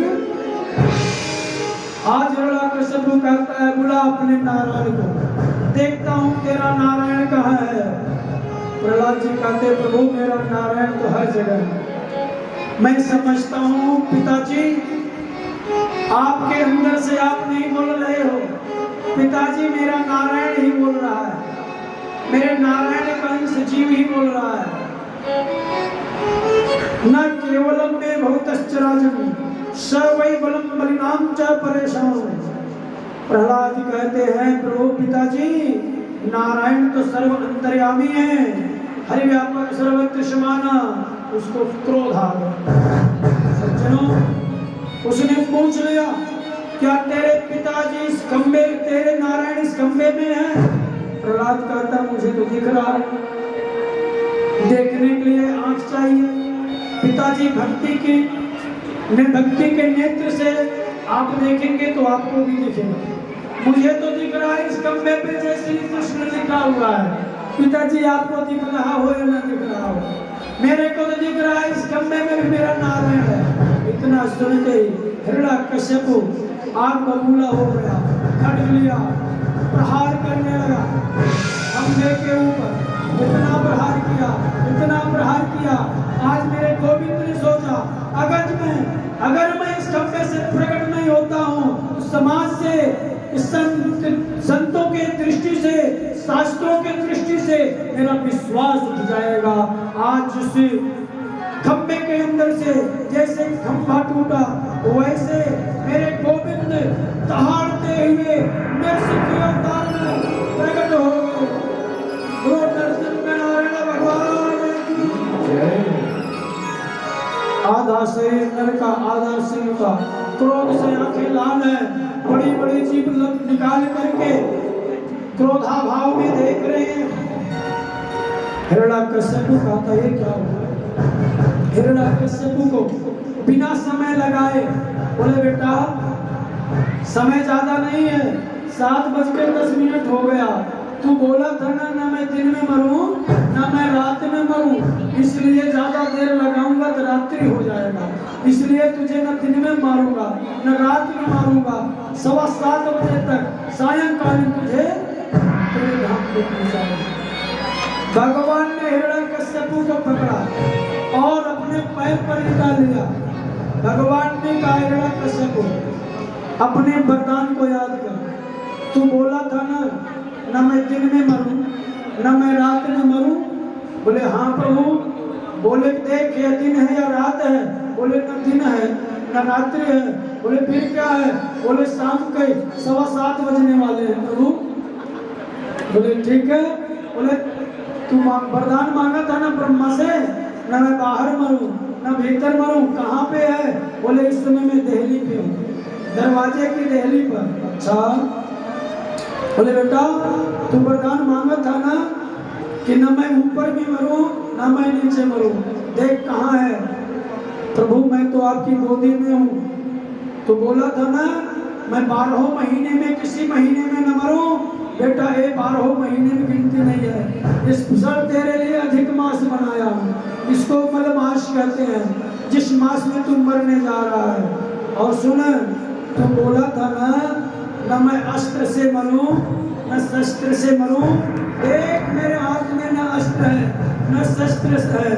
तू बोला था ना मैं जीव से मरूं न निर्जीव से मरूं, देख मेरे नाखून को, आधा जीव है इसमें आधा निर्जीव है। जो नाखून का अग्रभाग बढ़ जाता है उसमें जान नहीं रहता है, पीछे जान रहता है। अर्थात तू इसको न तो जीवधारी कह सकता है न निर्जीवधारी कह सकता है, दोनों है। और तू कहा था ना न मैं दिन में मरूं न रात में मरूं, तो बता ही दिया कि 7:15 बजने वाला है। तू बोला था ना न मैं नर से मरूं न मैं नारायण से मरूं। तो हिरण्यकश्यप जरा मेरी तरफ दृष्टि देखता है और नीचे देखता है। कहता प्रभु न तो आप नर ही हैं न नारायण है, आधा नर का शरीर है आधा सिंह का शरीर है। बोले इसीलिए माय नेम इज नरसिंह भगवान, मैं नरसिंह हूँ, मैं नरसिंह के नाम से अवतार लिया हूँ स्पेशल तेरे लिए। भगवान ने हिरण्यकश्यप के पेट में अपना नाखून अपना हाथ पंजा मार करके उसके पेट को फाड़ दिया, उसकी अंतड़ियां निकाल करके गले में पहन लिया। क्रोधातुर होकर के भगवान जो है लंबी लंबी सांस ले रहे हैं। ब्रह्मा जी आए, भगवान के आंखें लाल हो गई। ब्रह्मा को डांटते आज के बाद ऐसा वरदान किसी को मत देना। ब्रह्मा जी बोले सॉरी अब ऐसा गलती नहीं करूंगा। किसी के समझाने से भगवान मान नहीं रहे हैं। लक्ष्मी जी आई, लक्ष्मी जी भी डर करके भाग गई। सारे देवता थर थर कांप रहे हैं। प्रहलाद जी से बोले प्रहलाद आप ही भगवान के क्रोध को शांति कराओ। प्रहलाद जी भगवान के सामने जा करके हाथ जोड़ करके खड़े होते हैं और भगवान प्रहलाद को अंक में भर लिया। भगवान बोले प्रभु प्यारे। प्रहलाद के लिए भगवान क्या करें? बोले प्रभु प्यारे अंग कोमल तुम्हारे दुष्ट असुरों ने मारे, मम एक नाम गाने से गिर से गिराए तुम्हें जल में डुबाए, हाय कष्ट पहुंचाए तुम्हें अग्नि से जलाने में। उर से लगाया प्रभु प्रहलाद को, उर से लगाया प्रभु मुख चूम कहे बार बार, और करुणा स्वरूप लगे करुणा दिखाने में। मंजुल मुखार गल चूम कहे बार बार प्रभु, क्षमा करो पुत्र हमें देर हुई आने में, क्षमा करो पुत्र। आज भगवान प्रहलाद से माफी मांग रहे, बेटा मुझे क्षमा कर, बोलो तुम्हें क्या चाहिए। प्रहलाद कहते हैं प्रभु मैं क्या मांगू, मैं तो एक दैत्य कुल में जन्म लिया हूं। बोले कुछ भी हो तू मेरा भक्त है। प्रभु कहते नहीं बन रहा है, मेरे पिताजी ने आपको अनगिनत अपशब्द बोले, आपसे बैर भाव रखा, इतनी कृपा करो प्रभु। अगर आपके हृदय में करुणा है तो मेरे पिताजी को क्षमा कर दो, मेरे पिताजी को भी गलती को क्षमा करके इनको भी मुक्ति दिला दो। भगवान ने कहते अरे बेटा तेरे जैसा संतान जिस कुल में पैदा हो जाए, तेरे पिता तो क्या तेरे 101 कुल का उद्धार हो जाएगा, तेरे 101 कुल का उद्धार हो जाएगा। जिस घर में ऐसा पुत्र का जन्म हो जाए जो पितरों के निमित्त ऐसा सत्कार कराए, मैं इस मित्तल परिवार को भी धन्यवाद करता हूँ। श्रीमद् भागवत महापुराण कथा रूपी गंगा जो प्रवाहित किए हैं, इस गंगा में इनके पूर्वज का भी उद्धार हो गया है। श्रीमद् भागवत महापुराण की ऐसी महिमा है। सूत जी कहते हैं राजन, इस प्रकार से भगवान ने हिरण्यकश्यप का उद्धार किया। एक दिन क्या हुआ, जो है दिति आई और कहती है प्रहलाद के जो पौत्र हैं बलि महाराज, जिनकी कथा आप श्रवण करने जा रहे हैं। बलि महाराज शुक्राचार्य जी से बलि कहते हैं, अब तक थोड़ा सा 10 मिनट का समय दीजिए। शुक्राचार्य जी से बलि कहते हैं कि महाराज देवताओं ने अमृत पी लिया है, देवताओं ने अमृत पी लिया, मरने वाले नहीं है, तो क्या मर नहीं सकते हैं? तो क्या मैं कभी इनको पराजित भी नहीं कर सकता हूँ? बोले कर सकते हो। बोले क्या करना पड़ेगा? बोले उसके लिए ब्राह्मणों की सेवा करो, गौ की सेवा करो, गौ सेवा ब्राह्मण सेवा करने से तुम्हें शक्ति मिलेगी। अब राजा बलि गौ सेवा कर रहा है, ब्राह्मण सेवा कर रहा है, जिससे उसको जो है शक्ति मिली। आक्रमण कर दिया, देवताओं पर चढ़ाई कर दिया, देवताओं का राज्य छीन लिया, देवता मारे मारे फिरने लगे। एक दिन कश्यप ऋषि की पत्नी दिति, ध्यान से सुनो, दिति और अदिति, अदिति के पुत्र हैं देवता लोग, दिति के पुत्र हैं दैत्य लोग। एक दिन अदिति कश्यप ऋषि के पास जाकर के कश्यप ऋषि से प्रार्थना करती है। आप कथा पर ध्यान दीजिए। हे प्रभु, हे स्वामी, आप हमें ऐसा पुत्र प्रदान कीजिए जिससे दैत्यों से मेरे पुत्र देवताओं का राज्य वापस मिल सके। कश्यप ऋषि ने समझाया, देवी यह पूजा का समय है, अब भगवान का भजन करो। नहीं प्रभु, हमें शक्तिशाली पुत्र चाहिए। तब कश्यप ऋषि ने कहा, तुम फाल्गुन मास के प्रतिपदा से लेकर के त्रयोदशी तक दूध पी करके व्रत करना, जिसको बोलते हैं पयोव्रत। इससे तुम्हें बहुत शक्तिशाली पुत्र की प्राप्ति होगी। जिस प्रकार से अदिति ने ऐसा व्रत किया, फाल्गुन मास के प्रतिपदा से लेकर त्रयोदशी तक दूध पी करके जो गर्भावस्था में है, यदि वह परमात्मा का चिंतन करे तो उसका पुत्र बड़ा ही ज्ञानवान, धनवान, बलवान और प्रभु का कृपा पात्र होता है। इस प्रकार से अदिति ने किया और जिसकी कृपा से इधर दैत्यों के आक्रमण से देवता परेशान, भगवान से प्रार्थना करते हैं। भगवान कहते चिंता मत करो, मैं भाद्रपद में द्वादशी के दिन ठीक 12 बजे अदिति के यहाँ वामन के रूप में अवतार लेने जा रहा हूँ। आज समय के अंतर्गत भगवान वामन के रूप में अदिति के यहाँ अवतार लेते हैं। आज खुशियाँ मनाई जा रही है। उनका जो है जो पवित्र संस्कार हुआ और सभी ने उनको कुछ न कुछ दिया। माँ भगवती पार्वती मैया अदिति ने भगवान को कौपीन पहनाया।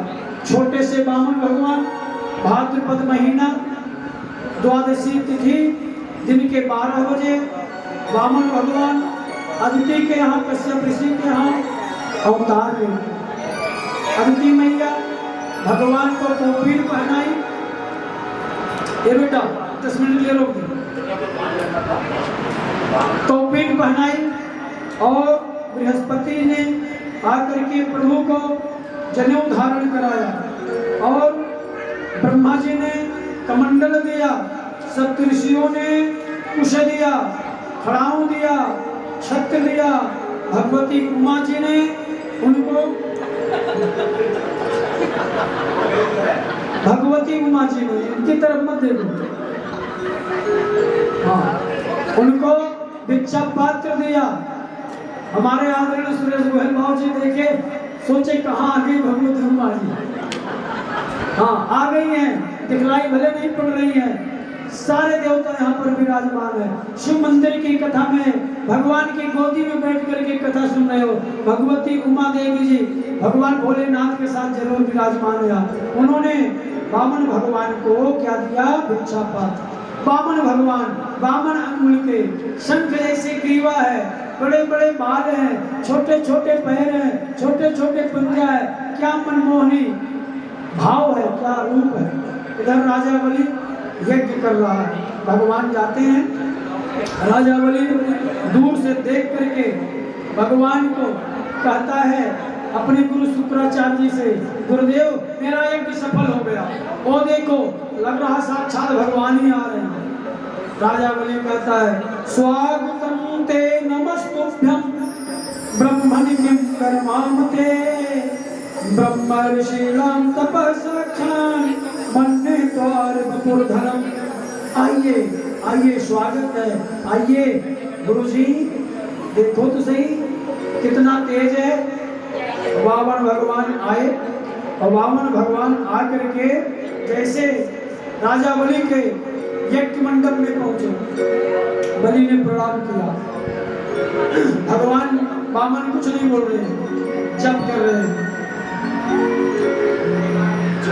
राजा बलि ने कहा ब्राह्मण देव, ब्राह्मण के रूप में ब्राह्मण देव मेरा यज्ञ सफल हो गया। आप कुछ मांगो, क्या चाहिए, कैसे आना हुआ? गाम कांचनम गुणवत धाम, गांव दे दूं, सोना दे दूं, गौ दे दूं, क्या चाहिए तुम्हें? भगवान वामन ने कहा हमें कुछ नहीं चाहिए, मैं संतोषी ब्राह्मण हूं। आपके पिताजी विरोचन थे ना? बलि कहता भी कितने छोटे हैं, हमारे पिताजी को भी जानते हैं। आप तो बड़े पहुंचे हुए हो। अच्छा, आपके बाबा प्रहलाद थे ना? अरे देखो मेरे बाबा को भी जानते हैं। अरे देखने में तो आप तो इतने छोटे हो, आप मेरे पिता को, मेरे बाबा को भी जानते हो। अरे इतना नहीं, आपके परबाबा हिरण्यकश्यप थे ना? ये तो हमारे पूर्वजों की कुंडली आपने खोल दिया महाराज। आप बड़े विद्वान दिखलाई पड़ रहे हो। मैं संतोषी ब्राह्मण हूँ, हमें कुछ नहीं चाहिए। किसके लिए चाहूँ? क्या होगा? अकेला हूँ, किसके लिए धन संग्रह करूँ? राजा बलि कहता है अकेले हो तो विवाह करवा दूं? बोले विवाह करवा दोगे तो मेरी पंडितानी कहाँ रहेगी? बलि कहता है स्वर्ण का महल दे दूंगा। अच्छा फिर तो विवाह करवा दो, लेकिन एक बात बताओ बच्चे खाएंगे क्या? बोले क्या बात, आप रहे बामन के बामन, अरे आपके भंडारा खुलवा दूंगा, हजारों बोरियां राशन का भरवा दूंगा। बोले अच्छा, बोले एक बात बताओ हमारे बच्चे पढ़ेंगे कहाँ? मान लिया 10, 20, 50 बच्चे हुए तो कहाँ पढ़ेंगे? बोले तो आप ही जानो, 10, 20, 50 होंगे कि 1 होंगे कि 2 होंगे, ये तो मैं नहीं बता सकता। वामन भगवान बोले मान लो 10, 20, 50 बच्चे हुए, कहाँ पढ़ेंगे? राजा बलि कहता है हमारे बाबा के नाम OHP डिग्री कॉलेज है ना, HP degree college, Hiranyakashipu degree college है, उसमें पढ़ाना कोई चिंता नहीं। बोले अच्छा एक बात बताओ लाला जी सुनो, भगवान ने कहा एक बात बताओ, मेरी शादी करवा दोगे, मेरे खाने की व्यवस्था दिला दोगे, मेरे रहने के लिए महल दिला दोगे, मेरे बच्चों को पढ़ने के लिए कॉलेज दिला दोगे, स्कूल दिला दोगे, लेकिन एक बात बताओ मेरे 20-50 बच्चे अगर होंगे तो समय है, कभी कोई मर भी सकता है। बोले तो हो ही सकता है भाई, तो रोने की क्या व्यवस्था है? रोने के लिए किसको बुलाए हो? बोले रोने के लिए, अरे सारी व्यवस्था आपकी हो तो रोने का भी व्यवस्था आप ही करोगे ना। बोले रोना तो खुद को ही पड़ेगा। बोले तो जब रोना पड़ेगा तो मैं ऐसा विवाह क्यों करूं? बोले लो आसमान से गिरे खजूर पर अटके, इतनी देर से महाराज आप दिमाग चाट रहे, विवाह नहीं करना था पहले बता देते हैं, फिर भी कुछ ले लो। बोले हमें कुछ नहीं चाहिए। अच्छा देना चाहते हो तो 3 पग भूमि दे दो, मैं उसी से जो है अपना जब तक नियम करूंगा। बोले ये देखो रहे बामन के बामन, 3 पग भूमि मेरी बेइज्जती करा रहे हो। बोले नहीं 3 पग दे दीजिए, सुनो, और 3 पग अपने पैर से नापूंगा। वाली हंसने लगा, हाँ बहुत बड़े पैर तुम्हारा, क्यों बेइज्जती करते हो? 5 मिनट क्यों बेइज्जती करते हो? बोले नहीं, बोले ठीक अपने पैर से नाप लेना, पहले संकल्प लो। बोले क्यों मेरे बात पे विश्वास नहीं है? बोले नहीं विश्वास की बात नहीं है, कुछ भी दान दिया जाता है संकल्प किया जाता है। राजा बलि ने कहा गुरुजी शुक्राचार्य से संकल्प करवाओ।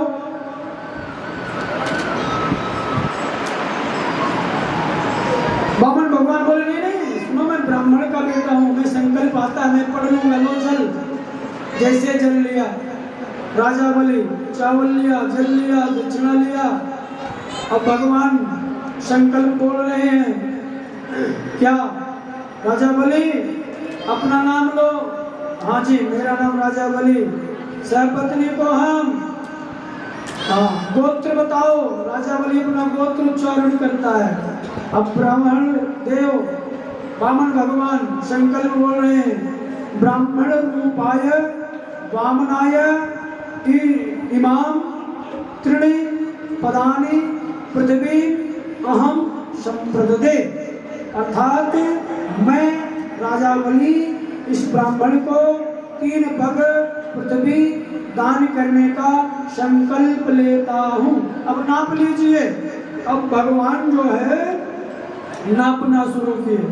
जैसे पहला कदम उठाए उन्होंने भगवान ने पहले ही कदम में 7 लोग जो ऊपर के थे, 7 लोग जो नीचे के थे,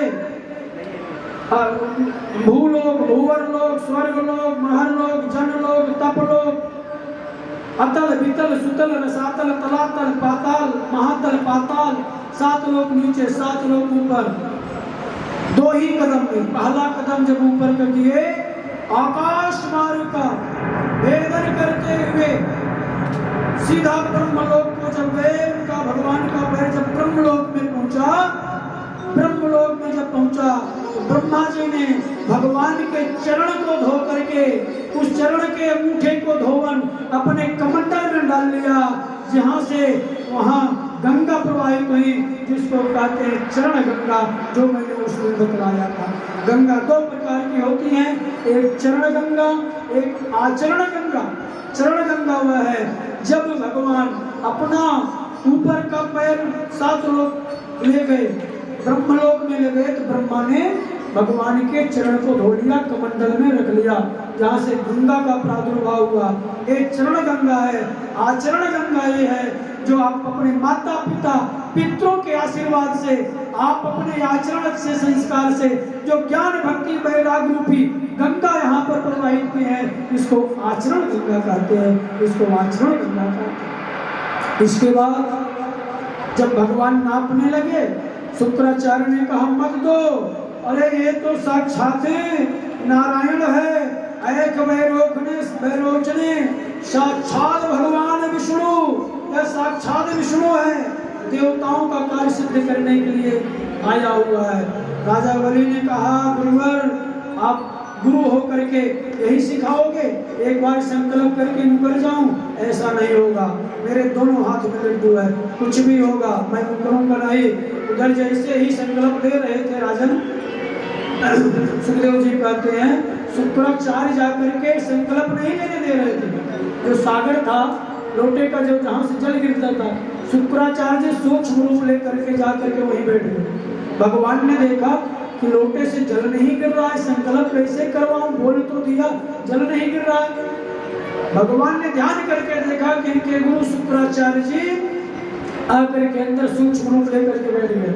भगवान ने कुशा से, अपने आसन से एक कुशा निकाला और सागर में डाल करके ऐसे किए, शुक्राचार्य जी का एक प्लेटफॉर्म साफ हो गया, एक आंख साफ। अर्थात इसका भाव यह है, जो दूसरे को देने से रोकता है, डॉट डॉट डॉट आगे समझ जाओ। इसलिए किसी दान पुण्य में रोकना नहीं चाहिए। अरे जाने तो क्या जरूरत है देने को, ऐसा मत करना। अगर वो एक दे रहा है, बोलो 10 दो और अच्छा होता है। दान पुण्य में किसी को रोकना नहीं चाहिए। सुखदेव जी कहते हैं राजन, इस प्रकार से भगवान 2 कदम में पूरे सृष्टि को नाप लिए। तीसरा, और इसके बाद बोले राजा बलि, ये बड़ा अहंकार था ना अपने धन के ऊपर, 2 कदम में तेरी पूरी सृष्टि को नाप लिया। बता, भगवान राजा बलि को बांध करके कोने में रख दिए। अपने धन पर बहुत अहंकार करता था ना। बोले प्रभु, तेरा संकल्प, भगवान बोले अधूरा रह गया, तुझे नरक में जाना पड़ेगा। बलि ने कहा प्रभु पहले छोड़ो, हमें जो बांधे हो खोलिए, मैं आपका संकल्प पूरा करूंगा 2 मिनट। भगवान ने राजा बलि को खोला।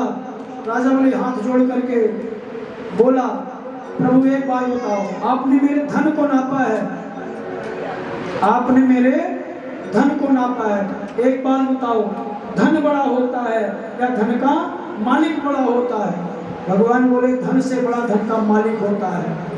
राजा बलि ने कहा कि आप मेरे धन को नापे हो, अभी धन का मालिक बाकी है। प्रभु अपना तीसरा चरण मेरे सर पर रखिए, मुझे भी नाप लीजिए, मैं अकेला क्या करूं? भगवान तीसरा चरण राजा बलि को रखे और भगवान उसके प्रतिज्ञा को पूर्ण किए। आज बलि धन्य हो गया। और लगे इधर भक्त लोग गुनगुनाने लगे कि छोटे से राजा बलि के यज्ञ में वामन भगवान आ रहे हैं। कैसे आ रहे हैं? वामन का रूप बना करके कैसे आ रहे हैं? संदीप जी जरा प्रकाश डालो। हरि वामन का वेश बनाए, हरि वामन का वेश बनाए, बलि राजा के द्वारे आए, हरि वामन का वेश बनाए, बलि राजा के द्वारे आए। ओ हरि वामन का वेश बनाए, बलि राजा को छलने आए, हरि वामन का रूप बनाए, हरि राजा को छलने आए।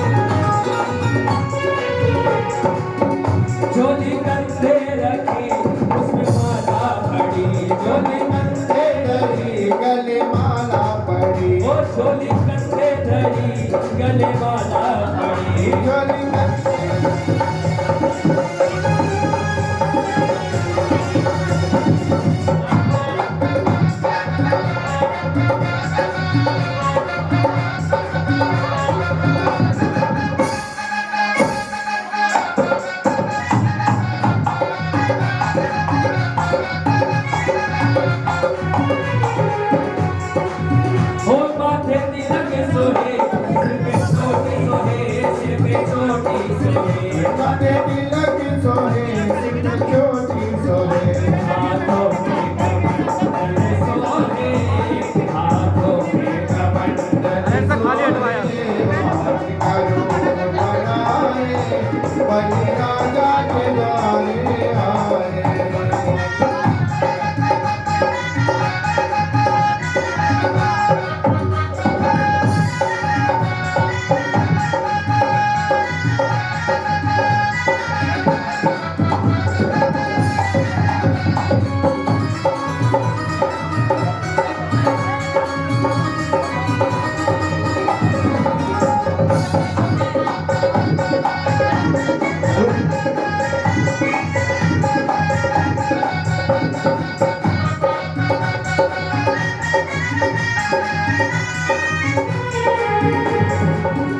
अंग जले उधरे सिर पे छत्र सोहे अंगने उधरे सिर पे छत्र सोहे अंग जले उधरे सिर पे छत्र सोहे अंगने उधरे सिर पे छत्र सोहे ओ ब्रह्मचारी का वेश बनाए बलि राजा के द्वारे आए हरि वाहन का रूप बनाए बलि राजा के द्वारे आए हरि वाहन का वेश बनाए बलि राजा के द्वारे आए हरि वाहन का रूप बनाए बलि राजा के द्वारे आए हरि वाहन का वेश बनाए बलि राजा को छल में आए बलि राजा के द्वारे आए बलि राजा के द्वारे आए बलि राजा को छल में आए हो तेरे द्वार खड़ा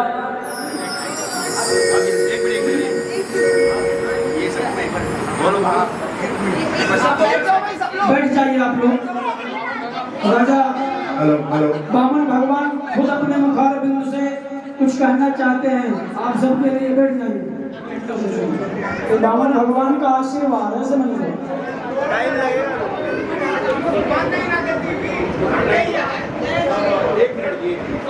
पहले बामन हे राजा, मैं ब्राह्मण कुमार ब्राह्मण हूँ। मैं ज्यादा लोभ नहीं करता हूँ। मुझे आपका साम्राज्य नहीं चाहिए। मुझे आपका साम्राज्य नहीं चाहिए। मैं एक तप जप करने वाला, नियम अनुसार जप तप करने वाला ब्राह्मण हूँ। आप मुझे ज्यादा लोभ में ना डालिए। आप मुझे तीन जगह भूमि दे दीजिए, उसमें मैं संतुष्ट हो जाऊंगा, जिसका झटपट पूर्ण हो चुका है, वो पूरी तरह से संतुष्ट है। बोलो सनातन धर्म की।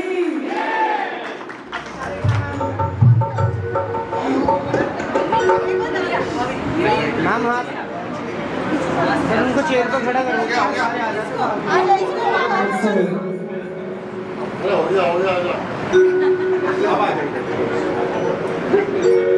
सामने देखिए जी मैम, कैमरे में देखिए मैम, कैमरे में आज लगे लोग दोनों हाथों से सेवा करेंगे। बजाओ बजाओ बजाओ राधा नाम की थाली, बजाओ राधा नाम की थाली, बजाओ बजाओ बजाओ बजाओ राधा नाम की थाली, बजाओ राधा नाम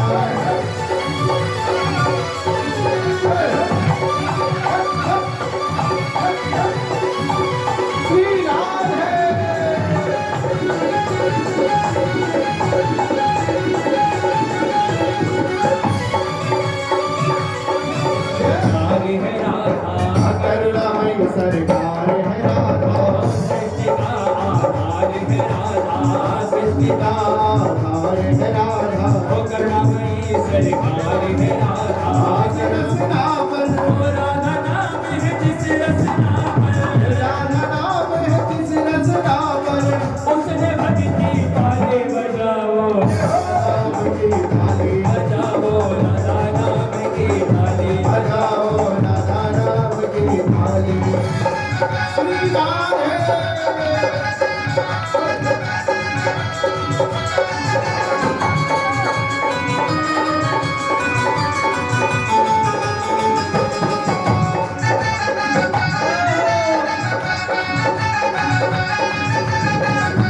प्रेम सुधा बरसाने वाली प्रेम सुधा बरसाने वाले करुण रस छलकाने वाली करुण रस बनवाने वाले प्रेम सुधा बरसाने वाली प्रेम सुधा बरसाने वाले करुण रस छलकाने वाली करुण रस चमकाने वाले तन मन धन ओ तन मन शीतल कर जीवन में तन मन शीतल कर जीवन में बजाओ राधा नाम की ताली बजाओ राधा नाम की थाली बजाओ राधा नाम की ताली बजाओ राधा नाम की थाली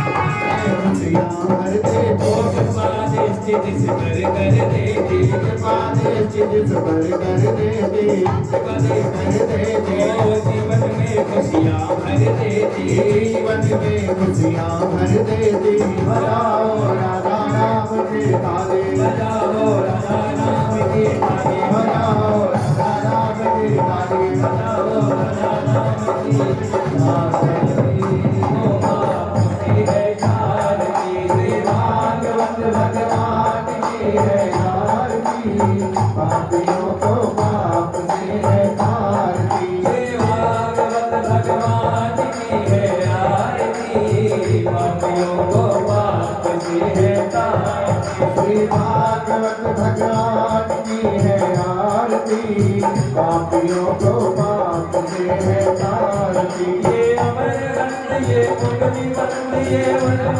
वेद निराला भव ज्योति जगाने वाला ये अमर ग्रंथ ये मोक्ष पंथ ये पंचम वेद निराला सब ज्योति जगाने वाला हरि नाम यही हरि नाम यही हरि नाम यही हरि नाम यही हरि नाम यही हरि नाम यही हरि नाम यही हरि नाम यही श्री जगमंगल की आरती पापियों को पाप से है तारती श्री भागवत भगवान की है आरती पापियों को पाप से है तारती ये शांति गीत पावन पुनीत पापों को मिटाने वाला हरि दर्श कराने वाला ये सात गीत पावन पुनीत पापों को मिटाने वाला हरि दर्श दिखाने वाला यह सुख करनी यह दुख हरनी यह सुख करनी